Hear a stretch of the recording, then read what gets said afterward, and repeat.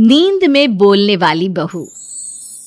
उस चाय वाली आंटी को तो मैं छोड़ूंगी नहीं। 12 रुपए की चाय में उसने एक इलायची का दाना तक नहीं डाला। अब देखो कल मैं उसका क्या हाल करती हूँ। चेतना की आवाज सुनकर उसके माता पिता वहां आ जाते हैं।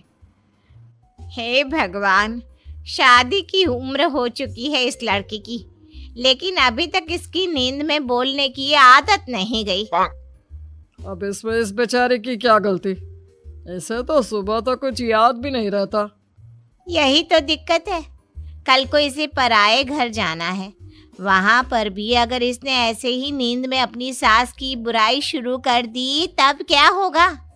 खुद तो भूल जाएगी, लेकिन वो लोग तो नहीं भूलेंगे ना। अरे तो इसमें गलत क्या है? वैसे भी हमारी बेटी नींद में सच ही तो बोलती है। आप अभी ना ये सब हल्के में ले रहे हैं। कल जब इसके ससुराल वाले इसे नींद में बोलने की वजह से घर से निकाल देंगे ना, तब बैठकर पछताते रहना। अब हम इसमें कर भी क्या सकते हैं? सभी डॉक्टर्स ने तो अपने हाथ खड़े कर दिए। ऐसे ही दिन गुजरते जाते हैं। चेतना के माता पिता उसकी नींद में बोलने की बीमारी से परेशान रहते हैं। तभी एक दिन चेतना को देखने अनमोल नाम का एक लड़का अपने माता पिता के साथ आता है। बहन जी, हमें तो आपकी लड़की बहुत पसंद है। हमने तो अभी से इसे अपनी बहू मान लिया है। हाँ जी, अब बस आप ये बताइए कि शादी कब करनी है। हम तो इसे बहू बनाकर ले जाने के लिए बेचैन हुए जा रहे हैं। हमें भी आपका लड़का बहुत पसंद है। अब जब आप कहो हम इनकी शादी करवा देंगे। अगर आप लोगों को ऐतराज ना हो तो 1 हफ्ते बाद ही शादी का शुभ योग है। क्यों ना हम तभी इन दोनों की शादी करा दें? हाँ, क्यों नहीं, हमें इसमें कोई ऐतराज नहीं है। देखते ही देखते चेतना और अनमोल की शादी हो जाती है। अपनी नींद में बोलने वाली बीमारी से अनजान चेतना शादी से बेहद खुश होती है। ससुराल में पहले दिन ही वो अपने व्यवहार से सबका दिल जीत लेती है। शादी के पहले दिन। बहू, तेरे मायके वालों ने तुझे क्या क्या सामान दिया है, बताना तो। मम्मी पापा ने मुझे 2-4 साड़ियाँ और कुछ गहने दिए हैं। बहू, एक काम कर, वो सब ना तू मुझे दे दे। वो क्या है ना, मैं उन्हें अपनी तिजोरी में रख दूंगी। तुझसे कहीं इधर उधर हो गए तो। चेतना अपनी सास के इरादों को समझ जाती है, लेकिन वो कुछ ना बोलकर गहने देना ही उचित समझती है। ये लीजिए मम्मी जी, मायके से मुझे यही सब मिला है। अच्छा किया बहू जो तूने मुझे ये सब सौंप दिया। अब सुन, ये सब तू अपने मायके वालों को मत बताना। घर की बात तो घर में ही रहनी चाहिए ना। जी मम्मी जी, आप चिंता मत कीजिए, मैं उन्हें कुछ नहीं बताऊंगी। चल, अब तू अपने कमरे में जाकर सो। हाँ बेटा। सास की बात मानकर बबीता अपने कमरे में चली जाती है। रात में अनमोल और चेतना साथ में ही सोए होते हैं। इतने में चेतना फिर से नींद में बोलना शुरू कर देती है, और इस बार वो किसी और की नहीं बल्कि अपनी सास की ही बुराइयां शुरू कर देती है। मेरी लालची सास ने मेरे सारे गहने ले लिए। माँ पापा ने कितने प्यार से मुझे वो सब दिया था। मेरी सास इतनी लालची होगी, इसका तो मुझे अंदाजा ही नहीं था। चेतना की आवाज सुनकर अनमोल की नींद खुल जाती है। वो बिस्तर से उठकर चेतना की तरफ देखता है। ये चेतना नींद में क्या बोले जा रही है? मेरे मायके से इतना दहेज मिलने के बाद भी उस खुसड़ बुढ़िया का पेट नहीं भरा। मेरी साड़ियाँ, मेरे गहने सब उस चुड़ैल बुढ़िया ने हड़प लिए। अनमोल ये सब सुनकर हक्का बक्का रह जाता है। वो चेतना को जोर जोर से आवाज देकर हिलाने लगता है। चेतना उठो, क्या बड़बड़ाई जा रही हो? उठो चेतना। अनमोल चेतना को उठाने की भरपूर कोशिश करता है, लेकिन उठना तो दूर, चेतना टस से मस तक नहीं होती।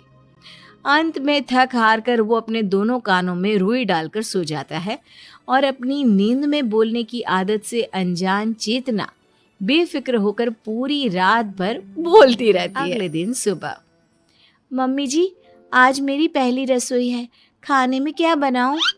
अरे जो तेरा मन हो कुछ भी बना दे अच्छा सा। वैसे अनमोल कहाँ है? उठा नहीं अभी तक। नहीं मम्मी जी, वो तो ऐसे घोड़े बेचकर सो रहे हैं जैसे रात भर सोए ही ना हो। इतना कहकर चेतना रसोई में खाना बनाने के लिए चली जाती है। थोड़ी देर में अनमोल भी उठकर बाहर आ जाता है। अरे क्या हुआ अनमोल? इतनी देर तक तो तू कभी सोया नहीं, फिर आज कैसे इतनी देर तक सोता रह गया? अब क्या बताऊं माँ, पूरी रात चेतना ने सोने ही नहीं दिया। वो रात भर। इससे आगे कि अनमोल कुछ कहता उससे पहले ही दुष्यंत बोल उठता है। ये सब बातें कौन बताता है नालायक? अरे पापा, पहले मेरी पूरी बात तो सुन लो। आप जिसे अपनी बहू बनाकर घर लाए हो ना, वो कल पूरी रात नींद में आप लोगों को गालियां दे रही थी। गालियां? लेकिन क्यों? अरे वो सब तो आप माँ से ही पूछो। इन्होंने बेचारी के सारे गहने जो ले लिए थे, तो नींद में वो गाली ही देगी ना इन्हें। अब काम भी तो ऐसा ही किया है इन्होंने। हाँ? अरे तो मैंने कौन सा बहू से जबरदस्ती गहने मांगे थे? अरे वो तो मैंने सोचा कि जब मैं अपने गहने तिजोरी में संभाल रही हूँ तो बहू से भी पूछ लेती हूँ। बबीता की बात अभी पूरी ही हुई थी कि तभी वहाँ चेतना सभी के लिए खीर लेकर आ जाती है। ये लीजिए मम्मी जी, मैंने आप सबके लिए खीर बनाई है। वाह चेतना, ये सही है। कभी शोला तो कभी शबनम। क्या मतलब? मतलब ये कि कल रात भर तो तुम मम्मी को गालियां दे रही थी, कोस रही थी, और अब ऐसे खीर खिला रही हो जैसा तुम इनसे कितना प्यार करती होगी। ये आप क्या कह रहे हैं? मुझे कुछ समझ में नहीं आ रहा। मेरा बेटा बोल रहा है कि कल पूरी रात तुम मुझे गालियां दे रही थी। क्या ये सच है बहू? मम्मी जी, भला मैं आपको गालियां क्यों दूंगी? ऐसा तो मैं सपने में भी नहीं सोच सकती। सपने में ही कल तुम पूरी रात माँ को गालियां दिए जा रही थी। कभी खुसट तो कभी चुड़ैल बुढ़िया बोल रही थी मेरी माँ को। क्या बहू, तुझे मैं चुड़ैल दिखाई देती हूँ? और किस एंगल से मैं तुझे बुढ़िया दिखाई दे रही हूँ, जरा बताना तो। मम्मी जी, मेरा यकीन कीजिए, मुझे कुछ याद नहीं है। इतने में चेतना रोने लग जाती है। चेतना को रोता देख सभी उसे माफ कर देते हैं और हंसी खुशी बैठकर उसके हाथ की खीर खाने लगते हैं। रात में सबके पति देवता होते हैं, लेकिन मेरा पति देवता नहीं, राक्षस है, राक्षस।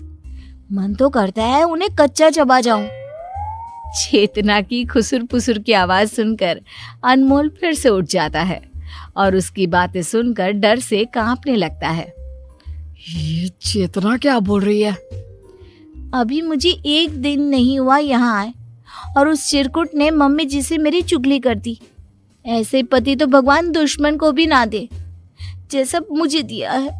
मन तो कर रहा था उनकी खीर में चीनी की जगह जहर मिला दूं। चेतना की बातों से अनमोल के पसीने छूटने लगते हैं। उसे कुछ समझ में नहीं आता कि अब वो क्या करे। वो चुपचाप बिस्तर की दूसरी साइड चद्दर से मुंह ढककर सो जाता है। अगले दिन, बहू, ये अनमोल को आजकल क्या हो गया है? सुबह के 10 बज चुके हैं, लेकिन ये लड़का अभी तक उठा नहीं। जरूर मेरे खिलाफ कोई नई कहानी सोच रहे होंगे। आप उनकी टेंशन छोड़ दीजिए पापा जी, मैं आपके लिए गर्मा गर्म चाय बनाकर लाती हूँ। इतना कहकर चेतना रसोई में जा रही होती है कि तभी वहां अनमोल आ जाता है। चेतना को देखते ही अनमोल थर थर कांपने लगता है। इससे पहले कि चेतना कुछ समझ पाती, अनमोल झट से उससे 2 हाथ की दूरी पर खड़ा हो जाता है। अब इन्हें क्या हो गया? खैर, मुझे क्या। चेतना उसे नजरअंदाज करते हुए रसोई की ओर चली जाती है। क्यों बे नालायक, शादी क्या हो गई? इस घर का नियम भूल गया क्या? 10 बजे सोकर कौन उठता है? आपको बताकर क्या फायदा है? मेरी बात पर तो आपको यकीन होगा नहीं।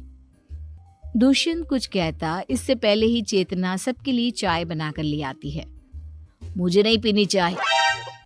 वैसे तो रोज सुबह उठकर तू चाय मांगा करता था, फिर अब क्या हो गया तुझे? माँ, मुझे इसके हाथ की चाय नहीं पीनी। क्यों? क्या मैंने इसमें आपके लिए जहर मिलाया है? तुम्हारा भरोसा नहीं है? क्या पता जहर ही मिलाया हो मेरी चाय में। अनमोल की बातों से चेतना को फिर बुरा लग जाता है। वो रोते हुए वहां से चली जाती है। ये क्या है अनमोल? चेतना बीवी है तुम्हारी, वो तुम्हें जहर क्यों देगी भला? अरे पापा, कल वो नींद में यही सब बोल रही थी, उसका क्या भरोसा? कल बोल रही थी, आज सच में जहर दे देती तो। अनमोल की बातें सुनकर बबीता आग बबूला हो जाती है और तुरंत चेतना के मायके वालों को फोन लगा देती है। नमस्कार बहन जी। नमस्कार बबीता जी, सब ठीक है ना? अब हम आपको क्या बताएं, जब से आपकी बेटी इस घर में आई है तब से कभी नींद में मुझे चुड़ैल बोलती है तो कभी बुढ़िया, और हद तो तब हो गई जब आज उसने मेरे बेटे को भला बुरा बोला। आपने अपनी बेटी की नींद में बोलने की बीमारी के बारे में हमें पहले क्यों नहीं बताया? देखिए बहन जी, आप उसकी बातों का प्लीज बुरा मत मानिए। वो नादान है और फिर उसे ना अपनी इस आदत के बारे में पता तक नहीं है। दरअसल दिन भर में उसे जिन बातों का बुरा लगता है ना, वो सिर्फ उन्हीं बातों को सपनों में दोहराती है और फिर सुबह तक तो सब भूल भी जाती है। तो आप ये कहना चाहती हैं कि हम उसे खुश नहीं रखते? नहीं नहीं, मेरे कहने का वो मतलब नहीं था। आप बस उसे एक बार समझने की कोशिश कीजिए। वो कभी किसी को पलटकर जवाब नहीं देती ना, इसलिए जब कोई बात उसके दिल में चुभ जाती है तो वो उसे नींद में बड़बड़ाती रहती है। मीनाक्षी की बातें सुनकर बबीता सोच में पड़ जाती है और फोन रख दे। कुछ समय बाद घर की नई बहू को देखने पास ही रहने वाले पड़ोस के कुछ लोग आते हैं। बबीता, तेरी बहू तो बहुत सुंदर है। कहाँ से मिली तुझे इतनी सुंदर बहू? अभी से तो तुम लोग मेरी फूटी किस्मत ही समझ लो कि भगवान ने इसे मेरे पल्ले बांध दिया। क्यों बबीता, तू खुश नहीं है क्या अपनी बहू से? अब खुश रहने के अलावा कोई और ऑप्शन भी है क्या? ये तेरे गले में हार तो बड़ा सुंदर लग रहा है। बहू के मायके वालों ने दिया है क्या? अरे नहीं, ये तो मेरा है। बहू अपने मायके से तो बहुत सस्ती चीजें लाई है, मुझे तो उन्हें पहनने में भी शर्म आ रही है और इसके मायके वालों को देने में भी शर्म नहीं आई। बबीता की ये बातें सुनकर चेतना की आंखें भर आती है। होठों को दबाते हुए वो अपने आंसू रोकने की कोशिश करती है और जब उसमें कामयाब नहीं होती तो भागते हुए अपने रूम में चली जाती है और फूट फूट कर रोने लगती है। माँ, आपको इतना कुछ नहीं बोलना चाहिए था। बेटा, मैं चाहती थी कि वो खड़े होकर बोले, जिससे उसे फिर कभी नींद में बोलने की जरूरत ही ना पड़े, लेकिन सब उल्टा हो गया। रात में दुष्यंत और बबीता भी चेतना और अनमोल के रूम में आ जाते हैं, जहां वो चेतना को नींद में बड़बड़ाते हुए देखते हैं। मम्मी जी, आज आपने बिल्कुल अच्छा नहीं किया। सबके सामने मेरे परिवार वालों का मजाक उड़ाया। मुझे उनकी बातें सुनकर आज बहुत चोट लगी है। देखा माँ, चेतना को कितना बुरा लगा है। मीनाक्षी जी सही बोल रही थी। चेतना कभी बड़ों का अनादर नहीं करती, उन्हें पलटकर जवाब नहीं देती, लेकिन जिन चीजों से उसे ठेस पहुंचती है वो उसे नींद में बोलती है। गलती हमारी है, हम बहू को समझ ना सके। जिसे हम लोग बीमारी का नाम दे रहे थे वो बीमारी नहीं, इसके दिल के आंसू थे। सच में पापा, हमने इसे समझने में बहुत बड़ी गलती कर दी। यहाँ कोई भी अच्छा नहीं है, कोई भी मुझसे प्यार नहीं करता, सब मुझे टोकते हैं। अनमोल जी भी मुझसे दूर भागते हैं। आप कहाँ हो मॉम डैड? मुझे यहाँ से ले जाइए, मुझे नहीं रहना यहाँ। चलो, बहुत रात हो गई है, अब तुम लोग भी सो जाओ और बहू को भी सोने दो।